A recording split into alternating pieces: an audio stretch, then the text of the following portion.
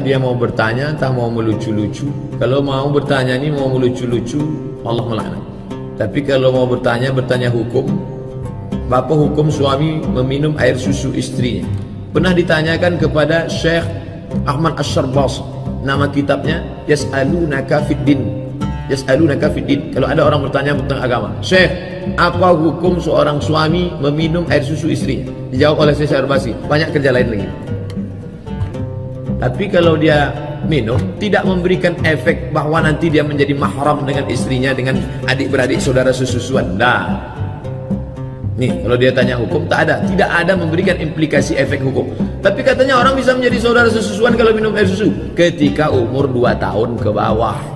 Kalau sampai 10 tahun. Bagaimana mengetahui seseorang itu fasik, Pak Ustaz? Nahnu nakumu bizawahir, wallahu yatawalla sarair. Kita menengok zahirnya, batinnya Allah. Suka dia melaga ayam haram, menzalimi binatang, berjudi. Orang yang melakukan perbuatan dosa terus menerus, orang itu fasik.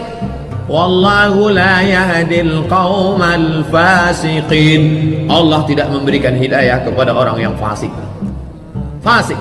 Fasik diambil dari kata fasaka, artinya keluar, seolah-olah dia sudah keluar dari agama Islam. Jangan sampai fasik.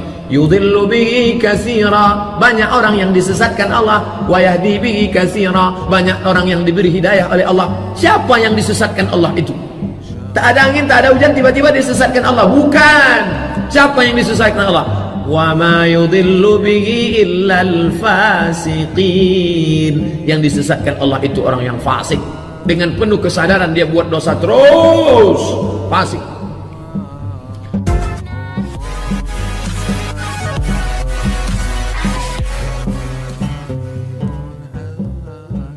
Bismillah. Di saat kemarin ada yang tanya masalah apa itu? Jadi kalau sudah urusan hal semacam itu, mari kita tingkatkan wibawa majelis, supaya tidak di majelis kita bicara sesuatu yang tidak pantas. Kemarin ada yang tanya masalah apa, lupa kemarin. Juga masalah-masalah yang sensitif seperti itu. Dan jangan membiasakan kita di majelis saat membicarakan hal yang demikian itu dengan dibarengi dengan guyonan, merendahkan syariat itu, menjadi sebab barokahnya ilmu dicabut. Baik, kita bicara tentang syariat. Suami istri halal. Anda boleh berbuat apa saja suami istri, bebas. Anda bersenang-senang dengan kupingnya, dengan rambutnya, dengan apa saja boleh, halal. Cuman yang diharamkan dalam 2 keadaan. Waktu haid memasukkan ke lubang depan, memasukkan seorang suami alatnya ke lubang depan.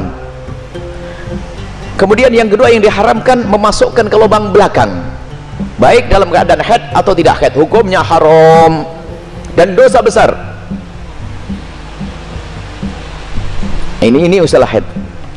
Yas'alunaka 'anil mahid, qul huwa adza fa'tazilun nisa fil mahid. Bertanya tentang haid, bagaimana? Jauhi wanita untrusan itu. Tidak boleh menggauli istri dalam keadaan haid. Haid bukan istihadah ya. Istihadah adalah darah tapi bukan darah haid. Ini ada ilmunya khusus. Tanyakan kepada ahlinya nanti. Kita juga punya diklat haid praktis 30 menit. Kemudian selebihnya adalah Anda boleh bersenang-senang, boleh apa saja. Mohon maaf, jadilah wanita cerdas. Ini adalah ilmu yang mungkin jarang dihadirkan. Seorang suami yang soleh, dia mungkin di luar melihat sesuatu yang diharamkan, cuman dia orang menjaga diri. Astagfirullah, saya ngelihat aurat di luar. Karena dari seorang soleh, dia tidak mau menuruti itu semuanya, karena itu adalah haram, maka dia tutup mata, pejam mata dan menjauhkan itu semuanya. Tapi dia seorang laki-laki normal, bangkit syahwatnya, pulang ke rumah, istrinya mens, istrinya ada halangan, ayo mau diapain?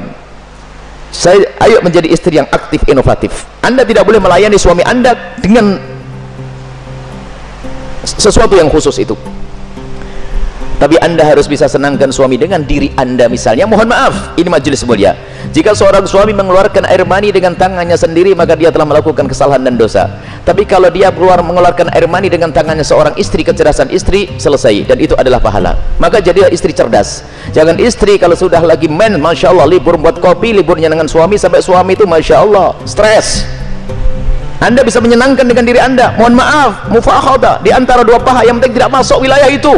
atau apa saja. Mohon maaf ini saya sampaikan majelis mulia, sebab banyak wanita gayanya sih modelnya kayak hebat-hebat, tapi masya Allah bikin stres suami. Hati-hati itu, hei para wanita, sadar, senangkan suamimu dengan apapun yang Allah berikan kepadamu, dengan tanganmu, dengan apapun. Yang penting kalau anda haid jangan masuk wilayah itu. Sebab kadang suaminya sampai ngenes sudah tidur, masak diwakin kopi enggak, sarapan enggak, bang beli makan di warung aja bang, yang ngoroknya yang digedekan.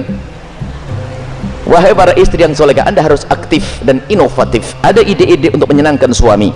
Adapun masalah mohon maaf yang ditanyakan dengan mulut, ketahuilah, hei para suami, engkau tidak boleh memaksa istrimu untuk melakukan itu, karena belum tentu dia nyaman. Kalau dia merasa jijik, anda tidak boleh paksa, haram. Atau sebaliknya, tidak boleh egois seorang suami, harus kau lakukan, tidak.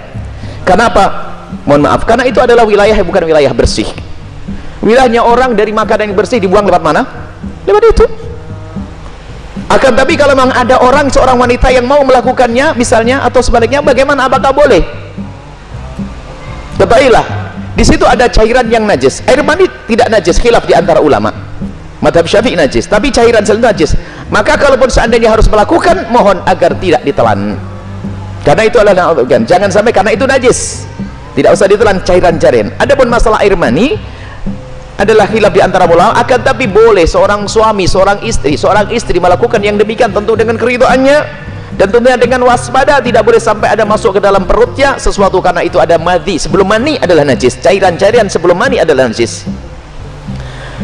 Dan wahai para suami dan para istri, yuk kita melakukan sesuatu yang sesuai dengan petunjuk Nabi SAW, akhlaklah yang baik. Dan kenapa biasanya ada pertanyaan demikian ini? Karena apa? Naudzubillah, ada yang ditonton yang salah, gurunya salah, dari film-film yang ngaco itu ditiru, sehingga dia bingung untuk menyelesaikan urusan pribadinya dengan cara ini, cara itu. Tidak ada cara yang lebih indah dari diajarkan Nabi. Seorang laki-laki duduk di perempatan istrinya, maksudnya duduk di atas perut istrinya, di atas ini, itu adalah cara yang paling bagus. Nggak usah macam-macam, petunjuk dari Nabi. Itu hanya gara-gara sering nonton film kotor, makanya banyak pertanyaan aneh, tapi pun harus dijawab, harus dijawab, selesai. Semoga Allah bisa menjadikan anda orang yang bisa menyenangkan. Termasuk wahai para suami, mungkin ada seorang suami yang mohon maaf, ada bermacam-macam sebab, ada ejakulasi dini dan sebagainya, tapi ketahuilah, jangan biarkan istrimu terlantar. Dia bisa senang dengan jemarimu, dengan tanganmu, dengan anda, dengan apapun, dengan cumbuanmu. Jangan sampai menjadi seorang suami egois. Dan Nabi marah dengan seorang laki-laki yang mendatangi istrinya seperti binatang mendatangi betinanya. Nggak pakai muqaddimah, pakai minyak wangi dulu deh para suami, sikat gigi yang bersih, kemudian cumbu, rayu, seperti halnya engkau ingin melihat dia cantik, dia jaga ingin melihat engkau paling tidak agak ganteng dikit deh. Kemudian lihat, seperti halnya matanya ingin melihat dirimu indah, telinganya juga ingin mendengar kalimat indah, dan juga hidungnya pun juga ingin mencium bau harum. Cobalah siap. Makanya sebelum pulang kantor itulah mampir pom bensin dulu deh, bersih-bersih pakai minyak wangi. Ini penting. Kemudian jangan sampai mohon maaf anda puas, dia tidak puas, anda zalim. Kalaupun anda tidak memuaskan dengan itu karena mungkin anda punya sesuatu, sakit dan sebagainya, maka ketahuilah, istrimu adalah seorang wanita yang beriman, dia tidak akan melakukan zina. Akan tapi anda harus bisa memuaskan dengan apapun, dengan tangan anda dan seterusnya. Kalau dia mencari kesenangan dengan tangannya sendiri, wanita itu, dia dosa. Tapi kalau dengan tangan sang suami, tidak dosa. Mohon maaf, ini majelis mulia, dan jangan dijadikan bahan guyonan yang demikian ini. Ini adalah ilmu. Kadang-kadang begitu, suami cuek, mendatangi istrinya sudah nggak pakai muqaddimah, langsung selesai. Punya anak 6, nggak pernah seorang istri merasakan senangnya dalam hubungan suami istri. Akhirnya apa? Itulah yang menjadikan istri ogah-ogahan. Mau melayani suami, saya dapat mandi saja, tidak pernah mendapatkan kesenangan. Anda suami zalim. Baik, istri pun juga demikian. Selesai, aktif, inovatif, indah. Karena itu halal. Adapun yang haram tidak dibahas. Keharaman zina, hina, rendah di dunia, rendah di akhirat. Zina rendah di dunia, rendah di akhirat. Semoga Allah menjauhkan kita dari zina, mencukupkan dengan yang halal. Wallahu a'lam bishawab. Apakah suami istri boleh melakukan oral seks? Sebab ada beberapa pendapat Ustadz yang memperbolehkan sepanjang tidak menelan air mazi. Yang saya tahu memang boleh, tidak ada masalah. Karena larangan Nabi SAW adalah meletakkan kemaluan di dubur, gitu kan? Itu haram mutlak. Nanti akan kita bahas, itu ada di dosa besar yang keberapa tadi. Itu ada bahasan sendiri. Masalah itu nanti insya Allah kita akan jelaskan panjang lebar adab seksual dalam Islam. Tapi Allahu a'lam Rabu keberapa. Jadi biar penasaran, gitu kan? Nanti akan kita bahas insya Allah itu. Kemudian tidak boleh meletakkan kemaluan di kemaluan pada saat haid dan nifas. Tapi selain itu dibolehkan istimta namanya. Onani bagi laki-laki haram kalau dia lakukan sendiri, tapi kalau istri lakukan boleh, nggak ada masalah, gitu kan? Itu pun masalah najisnya madhi. Madhi itu istilah cairan yang keluar karena terangsang. Ada madhi itu keluar kalau capek. Ada mani keluar kalau ya orang klimaks, gitu kan? Kalau madhi dan madhi itu tidak wajib mandi, cukup dibersihkan kemudian wudu, gitu kan? Kalau terkena celana dalam maka dicuci. Tapi kalau mani keluar karena klimaks itu nggak boleh mutlak. Sama halnya dengan puasa. Kalau seseorang sampai tumpah madhinya, gitu kan, maka dia tidak batal puasanya. Ini bukan berarti saya bilang Ramadan silakan cumbuan ya. Tapi yang jelas kalau madhi muncul karena syahwat itu tidak batal puasa. Tapi kalau klimaks, ya mani, baik itu berhubungan badan atau tidak, batal puasa Ramadannya, gitu kan? Batal puasa Ramadannya. Makanya ikhwah yang mau menikah jangan nikah pas akhir Sya'ban, gitu kan? Sehingga besok Ramadan, akhirnya susah, nggak bisa berhubungan. Jadi kebanyakan orang nikah itu setelah Lebaran Idul Fitri, bulan Syawal, gitu. Ya. Seperti itu boleh saja. Ada pendapat memang yang mengatakan dan lebih kuat mengatakan madhi itu sifatnya najis, gitu kan? Sifatnya najis. Tapi ada pendapat yang mengatakan tidak, secara mutlak juga tidak, gitu kan? Karena ada yang keluar setelah madhi, yaitu mani. Pendapat yang mengatakan madhi najis, ya, mengatakan bahwasanya mani nggak najis, padahal dari sumber yang sama. Bahkan mani itu lebih kental. Memang dia pada saat klimaks, artinya madhi ini cuma pembukaannya saja. Mani semestinya yang lebih najis kan, gitu.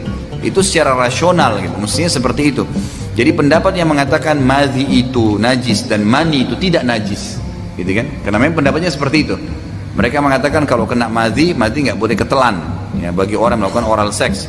Kemudian kalau mani itu mani tidak najis karena ada hadis Bukhari yang menjelaskan bahwasanya Aisyah radhiyallahu anha pernah mengerik sisa mani di baju Nabi SAW yang sudah kering. Jadi tidak dicuci, tapi dikerik karena sudah kering, kemudian dipakai oleh Nabi SAW sholat baju itu.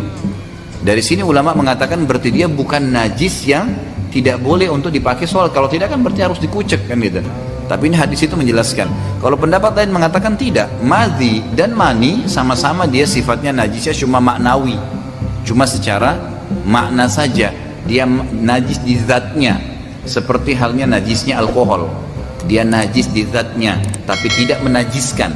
Kotoran hewan yang boleh dimakan dagingnya, antum keinjak kotoran ayam, kotoran kambing, kotoran sapi, itu nggak batalin wudhu dalam bab fikih itu, karena dagingnya halal dimakan. Keinjak cukup dicuci, sholat nggak apa-apa, asal jangan sholat sementara kotorannya ada, gitu kan? Ya. Jadi dibersihin dulu, baru kemudian sholat. Tapi kalau hewan yang tidak boleh dimakan dagingnya, bertaring, kotoran manusia, kotoran harimau, kucing, itu nggak boleh. Najis berarti kan, najisnya sudah berat, mughalladh namanya, kurang lebih seperti itu.